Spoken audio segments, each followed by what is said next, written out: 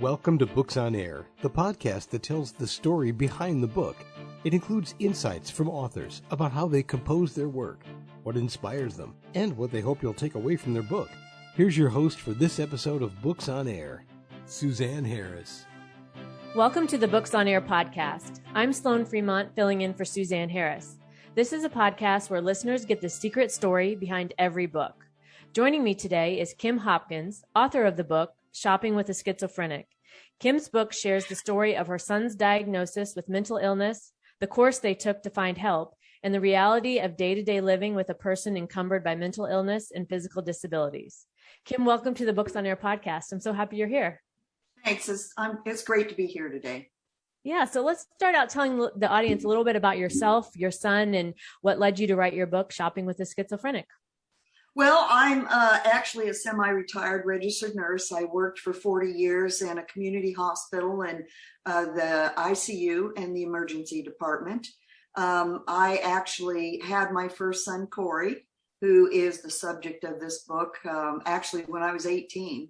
And, you know, I didn't really have any experience babysitting. My younger brother was 4.5 years younger than me. Mm-hmm. So I really didn't have a lot of experience with kids. Right off the get-go, he had issues with, back in 1970, he was born with a thyroid that didn't work at all. It's called congenital hypothyroidism. Nowadays, they screen newborns for that. Mm-hmm. If they don't catch it early enough, that can lead to profound retardation. I had a great pediatrician who picked up on it at age 6 weeks. And we were able to start treatment with him then. So if you can imagine here, I've got an 18-year-old mother taking care of a kid with hypothyroidism, wherein every few months we had to bump up the thyroid until he became hyperthyroid and then back it off. So I was managing this drug for my son at that age. Later on, when he was 4 or 5, we found out he was basically allergic to about everything that grew on the planet. He had constant sinusitis and couldn't breathe and horrible allergies. And we had to, get him treated for that. Allergy shots weekly, antihistamines. So, he's on these medications that are going to have some side effects. So when he started having trouble in school, like in kindergarten, I thought, I don't think he's ready to go to first grade. So we had him repeat kindergarten, and then we moved to Missouri in a very small town, 300 people with a very small school, 2 grades per classroom. So that really, I think, was to his benefit, because we had teachers that were able to hone in if he wasn't paying attention, that kind of thing. And he did very well. Nowadays, he probably would have also been diagnosed with attention deficit disorder, right. But, And, throughout his growing up, he just had you would assign him a task: go clean your room, go rake the yard, go, vacuum out the above ground pool. And you'd look in there 5 or 10 minutes later, and there he is, just stock still, talking animatedly with nobody. Oh. And I would say, well, who are you talking to? And he's like, nobody. I'm like, okay, so what would you think? He an overactive imagination. Right. I never said he had, invisible friends or anything like that. But he was, once he got into high school, then he's the odd kid, the one that, well, let me tell you, he cannot read body language. So if you're done with the conversation, he doesn't know that, Okay. So, and, as for fashion choices, anything goes, and he didn't care, which was fine with me. Who cares what anybody else thinks? But when he got towards, I was even scared for him to drive. Something inside of me said, I don't think he can handle this. He made it out of high school. Some grades were good, some grades were bad. And he went to a college about 50 miles away. And I said, look, we'll pay for the college as long as you make passing grades. And he really did not, Right. It was just, and so my mother, who was in special ed in elementary school for years and lived out in Oregon, said, send him out to me, and we'll see what's going on. So I sent him out to her. He's about 19 at this time. And she actually had one of her psychology friends kind of screen him, and they didn't come up with anything. He attended college out there, three quarters, and did okay in his classes. But social-wise, he wasn't making any friends his age. He was hanging out with the neighborhood kids. And to me, this was like he was not emotionally, socially advancing, Right. And my mother was also concerned about this. So we brought him back home. He decides he wants to be an auto mechanic. Well, his dad was an auto mechanic at one point in time. So he goes to this school up in Nebraska for about 2 quarters. And finally, one of the professors called and said, there's something wrong with him. He either needs to see a psychologist. He's not socially, fitting in. His grades aren't up to par. And by this time I was at my wit's end. He is not stupid. Right. He is an intelligent person, but he could not work at McDonald's. And I knew this, right. So, but what is it? Right. What's going on here? Right. Yeah. So I was able to, Voc Rehab got in on this, and they actually sent him down to a hospital in Kansas City, no longer exists, but had a psych unit. And for 2 weeks, he was down there 5 days a week, and they came up with the diagnosis, schizophreniform disorder. Mm-hmm. Okay, well, mental health was not my strong point in school. I'm going to admit that right now, because during all this time, I went to college and got my BSN in nursing. Mm-hmm. So they said, all we need to do is get him set up with the community mental health center. We'll start him on a pill and you'll be great. I'm like, that sounds pretty pie in the sky, but let's go for it. Right. So we start him on a medication, and oh my God, as a nurse, the first psychotropic medication we tried him on, which is an older one, L'Occitane, because we're talking about the 90s here, right. It basically made him look like he would sit there like in a catatonic state and drool. Oh. Well, that's not going to work. Right. So then we switched him to another one that whenever he stood up, he had orthostatic hypotension and he'd face plant. And my husband at that time, his father said, this is ridiculous. And I'm right. like, yes, it is. And in the meantime, he, at age 45, had his first heart attack. So we were dealing with that. My mother died of cancer, and Cory. Oh, so wow. I said, I'm going to read every book I can on this and see what because this is before internet. Right. Before right. internet. So I read everything that I could on it and decided that pretty much we're all schizophrenic. It's just a degree, right? Yeah. That's what I've decided after all that. Yeah. So, but one of the books I read said you should have a complete medical screening. So I took it to his doctor and I said, they recommend an MRI here. And so by this time, the state had disabled him over this diagnosis. Okay. So he got disability like at 2021, something like that. So we got an MRI ordered, and we found a huge arterial venous malformation in his brain, in the left side of his brain, which is basically a conglomeration of blood vessels. The arteries go straight into the veins. They don't feed the tissues. If you can imagine a big ball of twine increasing with the pressure, then all of a sudden it explodes. And it's the biggest cause of a hemorrhagic stroke in young people there are. They rate them on a scale of 1 to 6. His was a 5. Wow. So regardless, we had to have that resected. And in 1975, we did, and he encountered catastrophic complications. He was on the table for 14 hours. He went through 30 units of blood. They brought him out and said, I don't think he's going to make it. We had feeders we couldn't even find. And he did. He was in a coma for 30 days. When he came out of that coma, he had to learn how to walk, how to talk, how to eat, how to do everything. So he was inpatient for 6 months and outpatient for 6 months, and came out with residual right-sided paralysis and blind in one eye and central vision only in the other.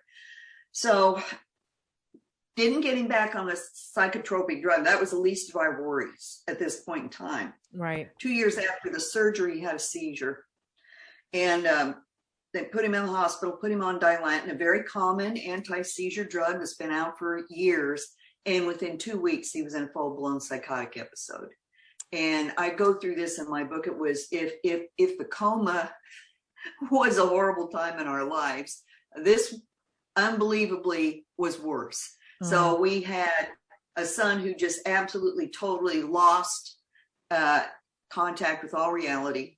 I was having a heck of a time trying to get help. We brought him back, took him in for a CAT scan. Can't do an MRI anymore. He's got clips in his head. He was schizophrenic before brain surgery. Right. Okay. So I'm reading again the physician's desk reference, and every drug that manages seizures other than 2 can cause hallucinations, confusion, and Dilantin's one of them. Now, trying to get his neurologist convinced that this was MS, but we got him changed to Tegretol, which is one of the drugs that does not. But trying to get him in, by this time he's sleeping 4 hours a day. He's in our house. He's up wandering. He's out in the yard. He's talking nonsense. Nobody's sleeping. And I cannot get him admitted inpatient because he's not a danger to anybody else. Right. And he's not threatening suicide. Right. But no way can he take care of himself. Right. So I had taken him to 2 ERs at this point in time. The second one hoping that we'd get an inpatient admission. And here they're talking. This is just amazing. I'm a nurse. I'm like, how can this be happening? They're talking to a simply crazy person, and they say he doesn't meet the criteria. So I went home, and I thought the next day, what are we going to do? He's not sleeping. I'm not sleeping. My husband's not sleeping. And you have to be up. You don't know if he's going to turn the stove on. You don't know if he's wandering down. You don't. So I called the crisis center, and this is the point in my book that I think I've hit my lowest. It's when I understood how murder-suicides can happen. It is. I called the crisis center, like, can you take him to an ER? I'm like, no. I've been to 2 in the last 2 weeks, or the last week. They do the same things. I'm a nurse. They're going to run a CAT scan, a drug screen. We're going to sit there for 6 hours. He's going to be bouncing off the walls, and they're going to say, nothing's out of whack. Right. But you're a crazy person. You know. Now, listen, I'm not the only one going through this. 1 in 5 people have a mental illness. It's documented by NAMI. So here we have this great health system, but mental health system is just nuts. So I just told her, I said, I'm not taking him again. And I'm just telling you, I now know how murder-suicides happen. And I put the phone down. Now, I don't think I could have done it, but I thought there's a gun in the closet. How you're at your wit's end, you haven't slept, you're at your breaking point. Exactly. And she called me back and said, can you get the records from one of those visits? And I said, yes. One of them was at my hospital. So they sent him up. And by the time they got down there, he had it in his mind that his dad was not giving him his thyroid medication, and he tried to hit him with a cane. Voila. We have the intend to hurt somebody criteria. Finally. So we got him in to an inpatient psych. Now, and even in those days, insurance doesn't pay for mental health. They hardly pay anything now. So, and he's on Medicaid. He was hospitalized for 6 weeks. 6 weeks until we could get him to where he could have a coherent conversation. Right. Okay. And then we get him home. He's almost like a zombie. He's drugged up to the max. Right. But I'm happy with this because it's better than what we had. So as we are going through this process, we had through the Community Mental Health Center and mental health aides and LPN that would come out and check on him. And one of them, bless her heart, because I'm so close to it, she says, I don't think this antidepressant is really working for him. And I'm like, God, I don't want to rock the boat. And she's like, well, I think we need to rock it a little bit because, and finally, through her actions and the psychiatrist were saying, then we got him to where he was at least more of a semblance of his old self, Right. And then because we live in this rural area and he cannot drive, he has no social interaction. Right. We chose to see what other housing and opportunities, because we're not going to be around, like so many others out here to take care of him. I mean, I'm assuming he's going to outlive me now, So we managed to, and I'm making a long story short here, get him over in an apartment in the town he went to high school with, 7 miles north of us. And he knows a lot of people and they know him. And he's been actually other than hospitalizations, been living by himself in an apartment with a home health aide that comes in 3 times a week. His father, who just passed away this last November, and me, we are divorced now, see him every single day, or talk with him every single day, or check on him and make sure he takes his medication every single, because he would not. He's on medication 3 times a day, and he just wouldn't remember it or whatever, but he's able to go out and go shopping. He's able to walk around town. He has social interactions, but what I wanted people to know, and how I got into this, was after we got him kind of smoothed out a little bit. And certainly things change after brain surgery, and certainly things aren't, Quasimodo, or however you want to say it, normal when you're living with somebody with a mental illness. I was telling my girlfriends about some of the things he did and some of the stories we had, and they kept saying, you should write a book. And I've written 2 books. I wrote 2 books prior to his brain surgery and had them circulating around into traditional publishing at that point in time, and had one book sent back for a rewrite when he went into his surgery and coma. So that kind of derailed that. And I thought, well, I just retired, and I can certainly do it. It's not like I have to make anything up, And so that's how that came about, really. And when I started posting about this and on Facebook and set up a Facebook page, I got so many messages from everybody else who are living with people in their family, in the closet, with horrendous things, that they were dealing with. As I hear you tell your story, the first thing that jumps out at me is the intuition, that feeling you had that something wasn't right, and your willingness to step up and take action about that, and not let it go, not stop until you had answers, and being willing to do the research, find the answers, ask for help, because that's another part of things too. I think a lot of times people are afraid to ask for help, or they don't know, they think maybe they're overreacting, right? So being able to follow that nudge, that intuitive nudge you had, and not stop until you got answers. But also, like you're saying, being able to tell your story, other people who are going through that, who maybe aren't talking about it, or afraid to talk about it, or simply don't know, having your story out there, I'm sure it helps other people to see, okay, I'm not alone in this, and I can get help. So what would your message be to listeners today who are maybe facing something like this, or know somebody that's going through something like this? What would you offer them? For one thing, the NAMI, the National Association of Mentally Ill People, is out there to help almost anybody. Groups for families with mental illness and that kind of thing. They can at least put you in touch with people that are going through the very same thing, right, or something similar to you. And that's a huge thing. You're not in this alone, really, you're not. And they can help you navigate the mental health system, which I have to say has at least improved in the last 20 years, because as I'm writing this book, I'll be darned, it's been 20 years. We have not had any issues. Wow. He's out mowing my yard. He comes to the door and he says, I'm Jesus Christ. Just like that. And I'm like, I cannot even believe this is happening. He hadn't even seen a psychiatrist in 5 years. His died, and his primary care had taken over psychotropic drugs. And then I thought, oh my God, are we going to go through this again? Right. And I ended up taking him to a hospital nearby that I knew had a psych unit, and took him in there. And I knew it as an ER nurse. We actually had rooms that you come in suicidal, we've got a one-on-one to watch you, and that kind of thing. So they had evolved. They had an area in their hospital. And I thought, he's not threatening to hurt anybody, but he's clearly not with it. Right. And they admitted him. I thought, oh my God, this is the very next day. I thought, thank you.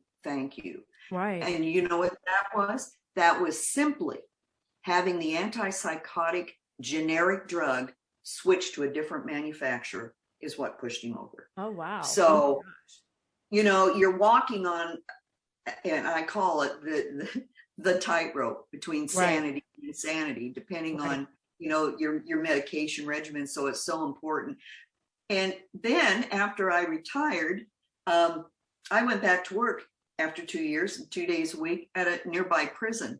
And so I'm a prison nurse now, 2 days a week. And now here's the thing. what do we get? We have 1,700 offenders. We have a huge pharmacy. What are most of them getting? Psychotropics. Yeah. So I'm like, you know what? If they were taken care of on the outside, they probably wouldn't be in here. That's right. Yes. Yes. So And like, we emptied our state hospitals right into the prisons. right. And also what you were talking about with Cory, having a life, right? Having an apartment, having a social life, right?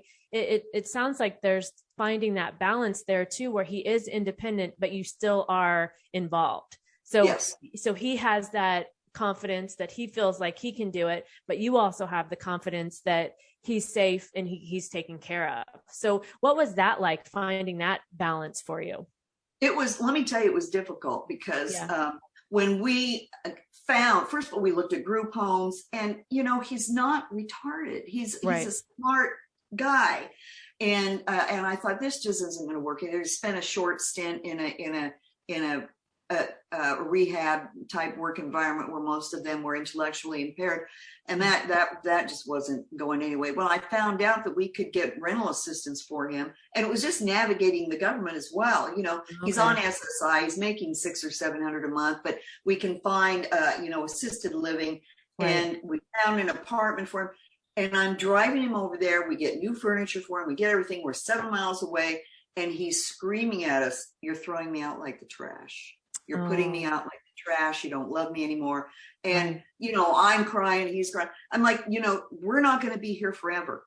The time to get you independent is when you have somebody to fall back on. Right. You know? Exactly. Yes. So, but within a week, he didn't want to come visit me. You know, and he comes over for dinner. He comes over, well, I'm ready to go back home now.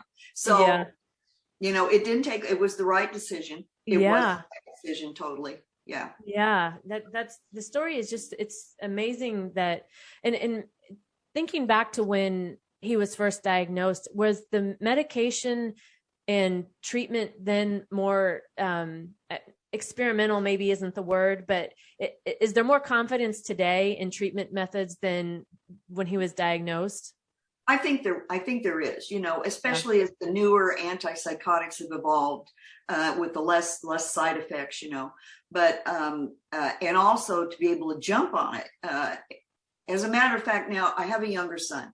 He's going to be the one that's going to have to step in and take over. And he's pretty much, until his father died, distanced himself from this. And I've had to, you know, kind of ease him into it. And I told him the other day, "Cory's not sleeping.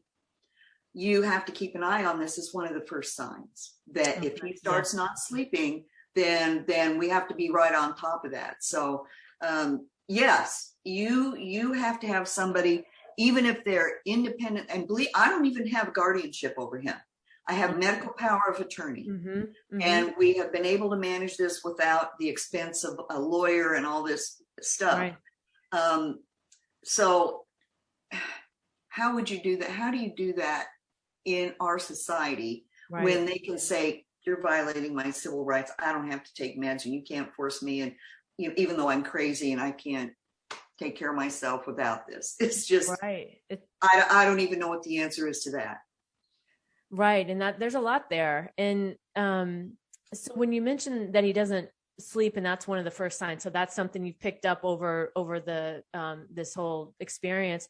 Does he tell you that he's not sleeping, or how do you know? No, he'll call me. You know, he takes drugs 3 times a day, and for the spasticity from his brain surgery, he has to take muscle relaxants.